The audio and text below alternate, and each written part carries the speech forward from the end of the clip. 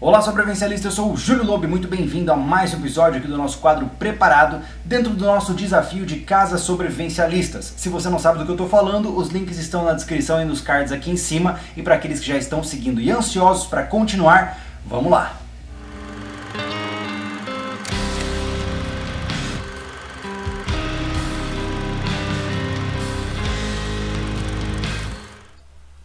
Ok, senhores, hoje nós vamos analisar um projeto muito interessante enviado pelo Leonardo, que preferiu não citar o nome completo por questões de confidencialidade. A casa que ele construiu é um sistema modular que eu vou mostrar para vocês com calma, para vocês entenderem a ideia que ele teve e também as visões que eu tive sobre o projeto dele. Peço desculpas se por acaso o áudio e o vídeo estiver meio estranho, mas é porque eu estou gravando fora do meu quartel-general, digamos assim. Eu estou de férias, então eu estou com um sistema meio gambiarrado aqui, estou com o celular na mão para poder ver o texto e tudo mais, mas vamos em frente, peço paciência em relação a isso, tá? Olha só, essa é a primeira imagem que o Leonardo mandou pra gente e ele diz o seguinte: essa casa ela é feita para um cenário de periferia de uma cidade de 500 mil habitantes no sul do Brasil. Os riscos para o qual essa casa está projetada para enfrentar serão crime, vendavais, enchentes, riscos financeiros e seca, ou seja, todas as grandes ameaças que nós temos no Brasil praticamente, né? Vamos lá, a primeira imagem aqui tem a descrição seguinte: nesta ilustração existe uma sugestão de acesso a uma garagem subterrânea feita por um túnel. Dessa maneira, não é possível que uma pessoa se esconda no interior do terreno para emboscar alguém que entra de carro.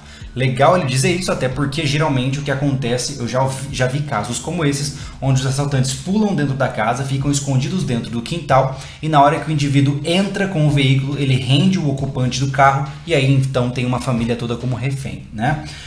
O ideal seria um túnel de verdade, de concreto, mas dessa maneira é mais barato. A cerca teria que ser muito resistente, mas uma trepadeira poderia ser feita com um tipo de planta comestível como uva ou maracujá. Ou seja, nós temos aqui esta garagem que é coberta, olha só, por essa trepadeira aqui, que pode ser obviamente uma fonte de alimentos também.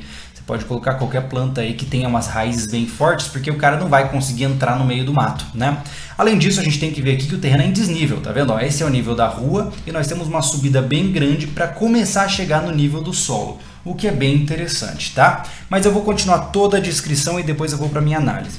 Vamos lá, segunda cena aqui que vocês estão vendo é uma visão aérea do projeto dele.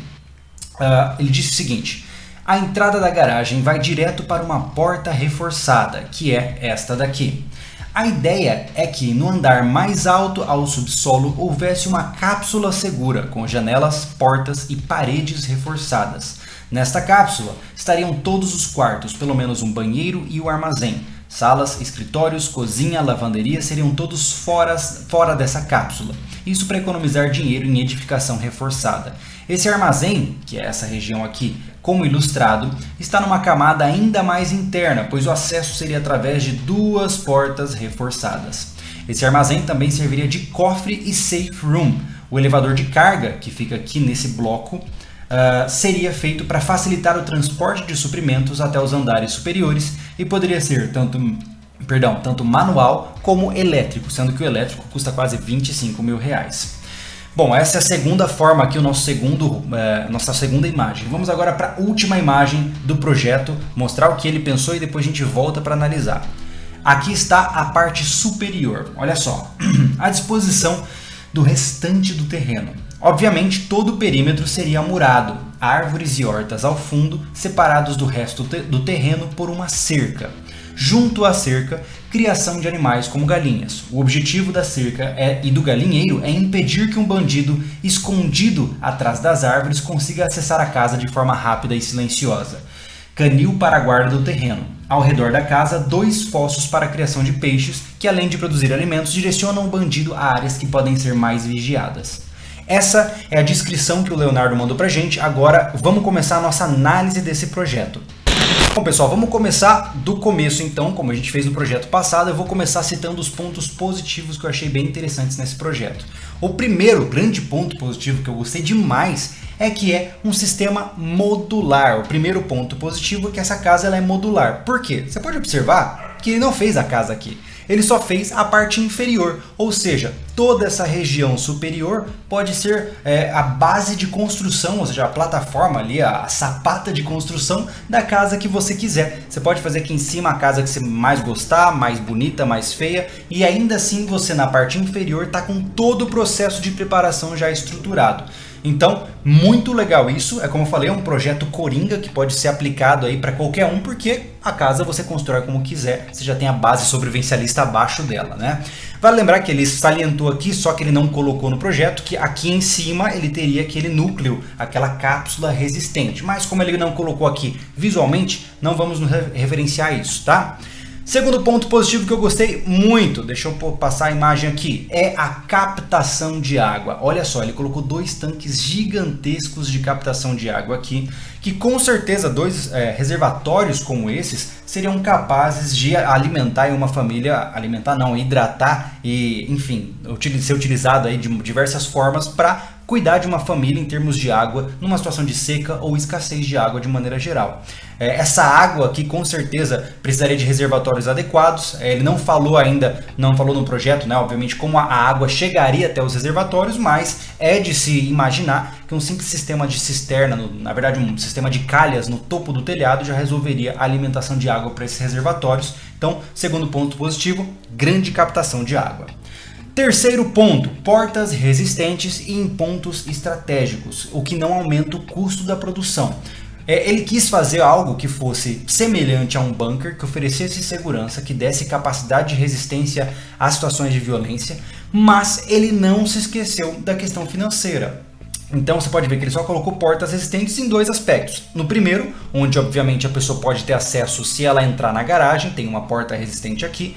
E no segundo, que é o cofre, o armazém, onde a grande parte dos recursos mais valiosos estariam guardados, né? Então, quanto a isso, muito legal essa proposta, se tornou um produto viável financeiramente, mas que tem uma fortificação bem estruturada, bem consciente com os custos, né? Quarto ponto interessante que eu gostei muito, quarto ponto positivo. Túnel na garagem, ou seja, esse túnel na garagem, além de você limitar o avanço dos criminosos, você também pode fazer ele com plantas comestíveis, ganhando mais espaço na produção alimentar. Tem muita gente que investe em segurança residencial com cerca elétrica, com muro alto, com janela blindada e aquela coisa toda, mas se você for observar vídeos de invasão domiciliar, eu não vou citar estatísticas aqui porque eu não as tenho, mas eu diria que grande parte das invasões domiciliares acontecem quando o carro está entrando na garagem. Ele deveria sim se preocupar com isso, porque quando você abre o portão é o momento que o cara tem para entrar junto com você e você não pode fazer nada contra isso. Então, fazendo um túnel, você afunila o espaço disponível, tá? Mas a gente vai colocar um ponto negativo relacionado a isso depois, tá? Próximo ponto que eu gostei muito, a versatilidade de ter um elevador de carga. Muita gente não considera os aspectos práticos e vivenciais de uma casa reforçada. Estar em um ambiente como esse, imagina que você tem todo o seu estoque de comida no armazém aqui embaixo e a tua casa está aqui em cima. Cara, se você não tiver um meio de transportar os suprimentos com facilidade para cima, daqui a pouco você está ficando velho, daqui a pouco você não consegue mais andar em escada direito e aí desanda, você não vai subir essa escada com 10 kg de arroz, né? Então ter um elevador de carga, mesmo que manual, aqueles que você vai puxando a roldana por um fosso, já é mais do que fantástico, realmente foi uma ideia muito legal. E esse bloco, né, essa parte superior aqui, pode ser estendida até a altura que você quiser da sua casa. Enfim, ele vai ser muito versátil, né? Próximo. Ele criou um negócio que eu acho muito impressionante e é um conceito de estratégia muito bom, que é a aplicação de um funil de morte. Eu sei que o nome é bastante complicado, mas é basicamente isso.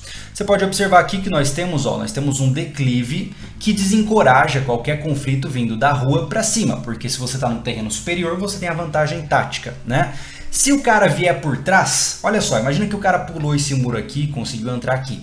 Ele só tem 3 opções de abordagem. Ele pode vir por essa abordagem ou por essa abordagem. Ou seja, em vez de você ter que proteger 360 graus da sua casa, você tem 3 pontos principais de proteção, ao menos no nível externo do solo. Ou seja, ele criou um funil de morte, que é você estruturar de uma maneira que o caminho mais óbvio para o assaltante seja também o caminho mais defendido. Se o cara for invadir essa casa, ele não vai pular no meio do teu tanque de peixe e nadar no meio da madrugada para subir na tua casa. Ele vai olhar e falar assim, ó, tem um caminho ali, então eu vou por aquele caminho. E obviamente é aquele caminho que vai ser o mais guarnecido. Então, funis de morte são extremamente importantes para um processo de defesa numa situação de crise extrema, de violência mesmo, tá? E 7, tá? O último ponto positivo aqui é que ele está muito preocupado com a renovação de alimentos. Você pode observar que ele mostrou aqui a piscicultura, nós temos aqui a trepadeira com alimentos comestíveis, temos aqui um canil que obviamente serve para proteger todo esse perfil, todos esses recursos todos. Tem aqui uma base de animais para galinhas, codornas, patos, seja lá o que você quiser. Tem espaço para horta e tem espaço para árvores. Isso é muito legal porque mostra que ele também está pensando em renovação de recursos. Tá? Então isso é bem interessante. Esses são os pontos positivos do projeto do Leonardo. Agora vamos para os pontos neutros, que não são nem bons e nem ruins. Primeiro ponto neutro que eu gostaria de salientar, tá? A garagem é no subsolo, tá? Ou seja, ela está aqui, ó, você pode observar que ela está debaixo da terra, né? Então, ó, a terra sobe até aqui em cima e tudo abaixo disso está, obviamente, coberto de terra. Isso é muito bom, mas por outro lado, se você já presenciou esse tipo de situação, você vai também saber me dizer. Mas qualquer quarto enterrado, qualquer ambiente embaixo da terra, sofre muito com umidade e também com infiltrações. Geralmente, o contato com a terra úmida começa a destruir o concreto muito mais rápido. E para você fazer um quarto subterrâneo, ou seja, uma estrutura subterrânea que seja muito bem isolada da parede, você acaba gastando um bom dinheiro. E ainda assim, daqui 20 anos, daqui 15, 20 anos, vamos dizer aí, você vai ter que fazer uma grande reforma para sanar os problemas causados por infiltração, por mofo e coisas do gênero. Então, apesar de um bunker, né, subterrâneo ser uma coisa legal, a princípio, ele tem aplicações práticas muito difíceis, porque você pode pegar mofo, pode perder tudo que está lá dentro. Eu tenho um colega que você deve saber, quem está assistindo aí, ele tem um quarto subterrâneo que ele deixou as coisas guardadas lá dentro. 3 meses depois estava todo mofado e podre. Ele perdeu uma baita de uma grana por conta disso, porque ele não se tocou que havia umidade em quartos subterrâneos, tá? Então esse é um ponto de atenção, digamos aí, um ponto que não é nem positivo nem negativo, depende de como você vai lidar com isso. Segundo ponto, neutro, exige um terreno apropriado. Pode observar aqui, ó, que o nível da rua está bem abaixo do nível da entrada da casa, ou seja, aqui é o portão de pedestre, você ia fazer uma escadinha para cá, né? Mas você não pode construir esse modelo num local que seja plano, porque você não vai colocar trocentos mil caminhões de terra para fazer esse terreno aqui num lugar completamente plano. Você vai precisar estar em um lugar relativamente já em aclive, tá? Que é um ponto neutro, mas de certa forma acaba restringindo um pouco a aplicabilidade do projeto. Bom, esses são os pontos neutros que eu queria posicionar, tá? Eu acho que essa é a grande questão. Na verdade, o terceiro ponto neutro, eu vou colocar aqui, eu tinha colocado como um ponto negativo, mas vou colocar como ponto neutro. É que, como ele fez só a base do projeto, tudo depende do que vai ser construído a partir daí. Como é que vão ser os muros, como é que vão ser as janelas, como é que vai ser todo o restante do processo. Então, tudo isso vai depender de quem pegar um projeto modular como esse e construir em cima. Caso contrário, você fica limitado, tá? Não adianta nada ter um projeto bonito desse, aí o cara constrói uma casa toda mal projetada em cima e o negócio desanda, né? Então, esses são os pontos neutros que eu gostaria de salientar para você. Então garagem no subsolo, né? Garagem, armazém, coisa do gênero. Olha só, estão falando comigo, obviamente, no momento da gravação. Terreno apropriado, tá? E a dependência de quem vai construir em cima desse projeto. Bom, esses são os aspectos que eu gostaria de salientar para vocês, tá? Vamos agora para os pontos negativos desse projeto. Primeiro ponto que me chama a atenção aqui é que você vai precisar de energia elétrica para fazer com que esse sistema funcione. Por quê? Porque os reservatórios de água estão na garagem. Para você conseguir levar a água do subsolo para o térreo ou para um segundo andar, você precisa de uma bomba elétrica. Dificilmente você vai ter uma bomba manual que vai compensar o esforço. Então você vai precisar de energia elétrica para conseguir tirar a água que está nesses recursos aqui e jogar para casa, tá?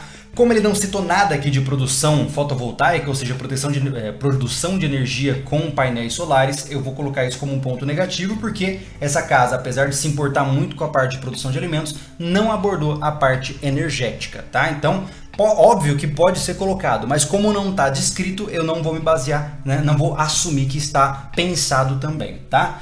Segundo ponto que eu coloquei aqui, eu vou enfatizar, é que apesar do túnel ter o túnel da garagem ser bem projetado, criar uma restrição de fluxo para possíveis agressores, ainda assim ele não tem uma eclusa. Perceba que ele tem um portão aqui, mas ele não tem um segundo portão aqui. Se ele tivesse um segundo portão aqui, seria fantástico, seria uma eclusa muito eficiente que com certeza vai banir aí qualquer entrada de criminosos, tá? Então fica aí este ponto de aprimoramento. E por fim, obviamente, a saída de pedestres que não é definida, né? Você pode observar aqui que a gente tem um portão, mas não está projetada aqui escada nem nada do gênero. Mas o verdadeiro ponto negativo que eu quero atingir com isso não é nem o fato de não ter entrada de pedestres, mas especialmente porque essa casa tem muitas escadas. Então, pensando de uma maneira realista, se eu tenho um pai que é mais idoso, ou se eu sou uma pessoa que já estou na meia idade e estou construindo uma casa para durar 30, 40 anos, eu tenho que me preocupar com uma casa que tenha muitas escadas. Como vocês devem imaginar, a grande maioria dos acontecimentos que levam a óbito de senhores e senhoras de terceira idade é a queda da própria altura. Olha só, mais um vídeo aparecendo aqui, que é a queda da própria altura. Então, ter muitas escadas numa casa com pessoas de idade é perigoso, é um ponto de atenção aí para esse projeto.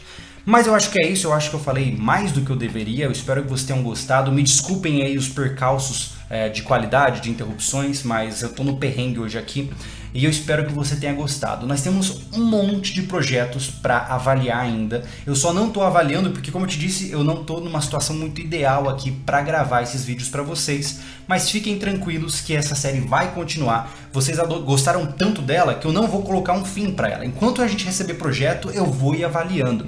Eu tô demorando mais do que eu deveria, mas eu também vou tomar a iniciativa dos projetos que não forem selecionados para aparecer em vídeo, vão aparecer também no portal em formato de texto, tá? Porque eu consigo abordar mais projetos para a gente avaliar. Eu espero que vocês tenham gostado dessa avaliação da casa do Leonardo. Leonardo, muito obrigado pelo seu apoio. Saiba que a gente só está fazendo essa análise aqui para poder aprimorar a tua linha de pensamento também. E se você aí está interessado em saber como mandar o seu projeto, basta mandar para preparado@sobrevivencialismo.com. Lembrando que é importante ter um elemento visual para que a gente possa, obviamente, ter uma noção do que é que você está falando em texto, beleza? Se vocês gostaram, deixe seu gostei, se inscrevam no canal aqui no Sobrevivencialismo e acompanhem o próximo episódio nas nossas redes sociais. A gente vai mandar tudo isso sempre que for lançado, a gente posta em Facebook, Instagram e semelhantes. E é isso aí, senhores. Eu espero que vocês tenham gostado. Eu sou o Júlio Lobo e esteja preparado.